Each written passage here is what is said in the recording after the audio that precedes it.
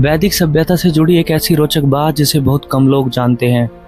वैदिक काल में स्त्रियों को पढ़ने और मंत्रों का उच्चारण करने की अनुमति थी और कुछ स्त्रियां ऋषिका भी थी, यानी महिला ऋषि। आज के समय में अक्सर यह धारणा है कि वेदों का अध्ययन केवल पुरुषों के लिए ही होता था, लेकिन प्रारंभिक वैदिक काल में ऐसा बिल्कुल नहीं था। उस समय स्त्रियों को वेदों का अध्ययन करने, यज्ञ में भाग लेने और अपने मंत्र रचने की स्वतंत्रता थी। कुछ प्रसिद्ध वैदिक ऋषिकाएं थी, जैसे घोषा, लोपामुद्रा, गर्गी और मैत्री। घोषा ऋग्वेद की एक ऋषिका थी। उन्होंने ऋग्वेद के 10वें मंडल में 2 सूक्त रचे।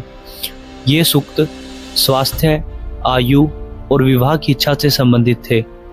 लोपामुद्रा अगस्त्य ऋषि की पत्नी थी और स्वयं भी एक विदुषी थी।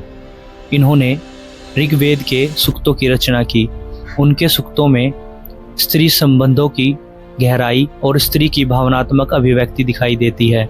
गर्गी यह महिला दार्शनिक थी।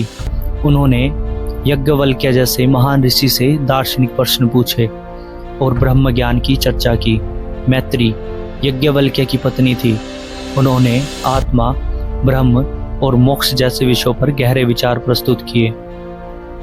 ये दर्शाता है कि वैज्ञानिक वैदिक सभ्यता का आरंभिक रूप स्त्री पुरुष समानता को बढ़ावा देता है। बाद के उत्तर वैदिक और स्मृति काल में स्त्रियों की स्थिति में गिरावट आई, लेकिन आरंभिक वैदिक युग में महिलाएं बुद्धिजीवी, दार्शनिक और आध्यात्मिक रूप से स्वतंत्र थी। स्कूलों में वैदिक काल की शिक्षा आमतौर पर राजा महाराजाओं या युद्धों पर केंद्रित रहती है।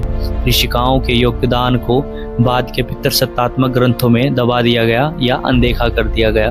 वेदों के अध्ययन को कठिन और केवल पंडितों तक सीमित कर देने से आम जनता तक ये ज्ञान नहीं पहुंच पाया।